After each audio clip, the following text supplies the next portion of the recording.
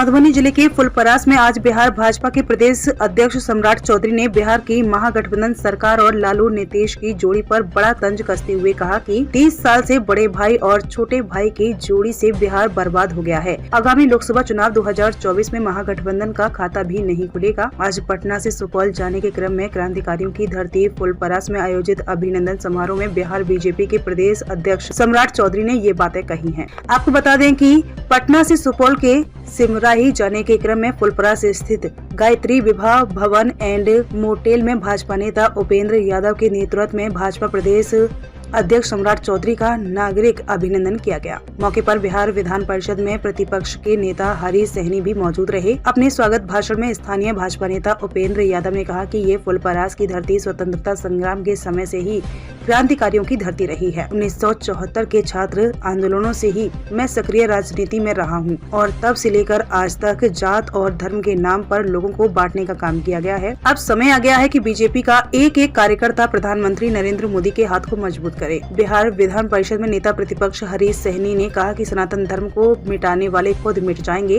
वहीं जनसमूह को संबोधित करते हुए बिहार बीजेपी के प्रदेश अध्यक्ष ने महागठबंधन की सरकार को जंगल राज करार देते हुए उखाड़ फेंकने का आह्वान किया है। श्री चौधरी ने कहा कि 30 साल से बड़े भाई और छोटे भाई की जोड़ी से बिहार बर्बाद हो गया है। अपराध का ग्राफ काफी तेजी से बढ़ा है। जब पिछड़ों और अति पिछड़ों के सम्मान की बात आती है तो सिर्फ भारतीय जनता पार्टी ही करती है। जब महिलाओं को पंचायत में आरक्षण देने की बात आई तो उस समय भाजपा की सरकार इसके समर्थन में थी।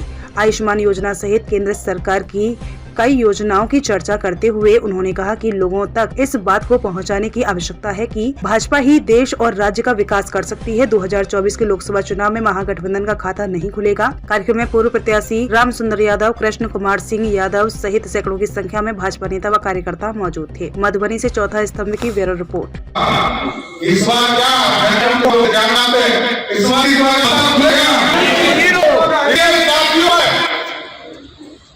हमको एक आखिरी कार्यक्रम में आके जाना है, एक जय समारोह।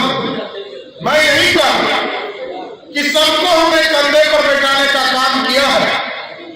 एक बार भाजपा का किसी बेटा को कंधे पर बैठाइए, जिस तरह नरेंद्र मोदी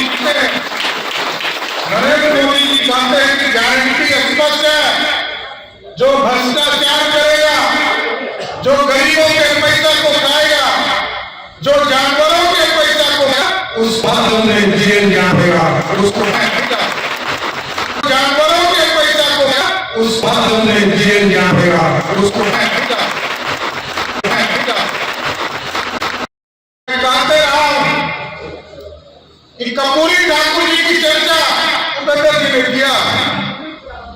कपूरी ठाकुर जी को भी मुख्यमंत्री बनाने वाला कोई था, यही जनसंघ के लोग थे जिन्होंने 77 में बिहार का मुख्यमंत्री बनाया। पहली बार आरक्षण यदि राज्य स्तर पर अति पिछड़ों को दिया गया तो जनसंघ के लोग उसमें समर्थन करने का काम।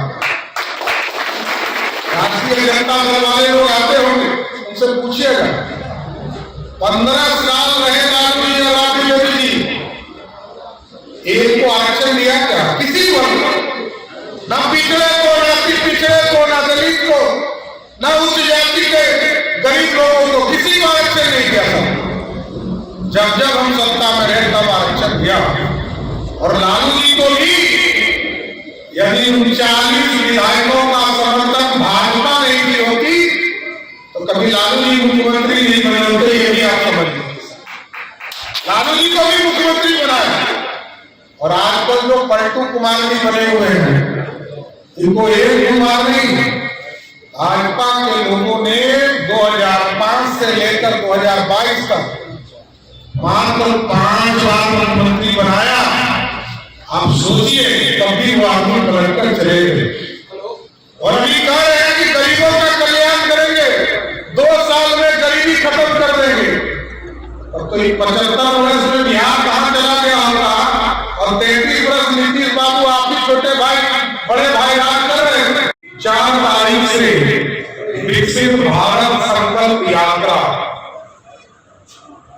सभी विधानसभा के अंतर्गत एक एलईडी वैन के माध्यम से देश के यशस्वी प्रधानमंत्री ने एक यात्रा की शुरुआत की है 15 नवंबर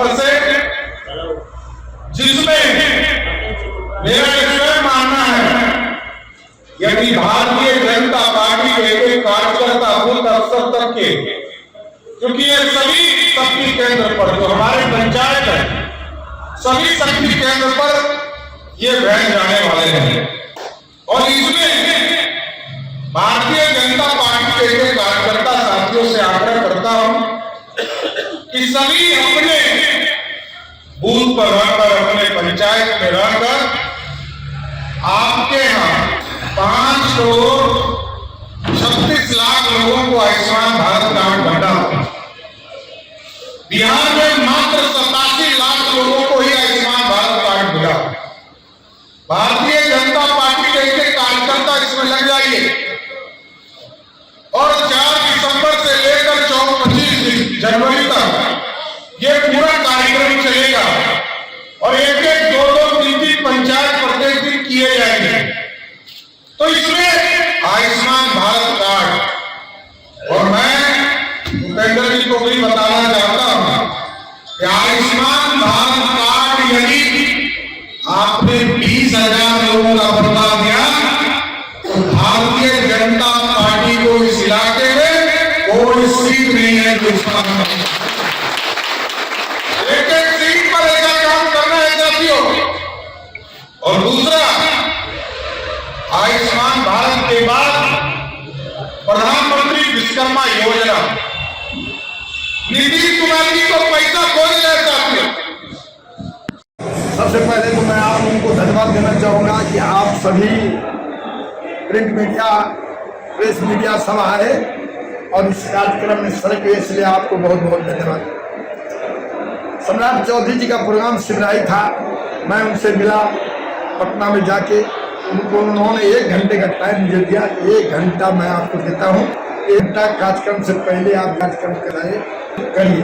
इसी में मैं नागरिक अभिनंदन रखा युवा भवन पर, और आज भी का अभिनंदन किया गया फुलपरास की इस क्रांतिकारी धरती पर। आज़ादी की लड़ाई से लेकर समाजवादी आंदोलन से लेकर छात्र आंदोलन की यह धरती, उनका भव्य स्वागत हम लोग किए हैं। कार्यकर्ताओं ने बड़ी मनन से, जतन से उनका भव्य स्वागत किया। अच्छा, ये वहाँ से एक बात का जिक्र उन्होंने किया था कि हम लोग राम के वंशज है, आप कृष्ण के वंशज है, तो दोनों मिल करके जो है हम जो राम के वंशज है, आप कृष्ण के वंशज है, तो दोनों मिल करके जो है हम जो है बदलने का काम करेंगे बिहार में। तो कहीं ना कहीं आपका है दिमाग, जो आगे का जो चुनाव है लोकसभा, उसमें कहीं ना कहीं आपको लग रहा है कि उम्मीदवारी मिल सकती है या नहीं? हम लोग सनातन धर्मीय हैं, कोई कृष्ण को मानने वाले हैं, कोई राम को मानने वाले हैं। तो सनातनी धर्म में हम लोग विश्वास रखने वाले आदमी हैं, तो हम लोग मिलजुल के काम करते हैं, करते रहेंगे। आगे क्या करेगा नेतृत्व, हमारे वो नेतृत्व का काम है जी।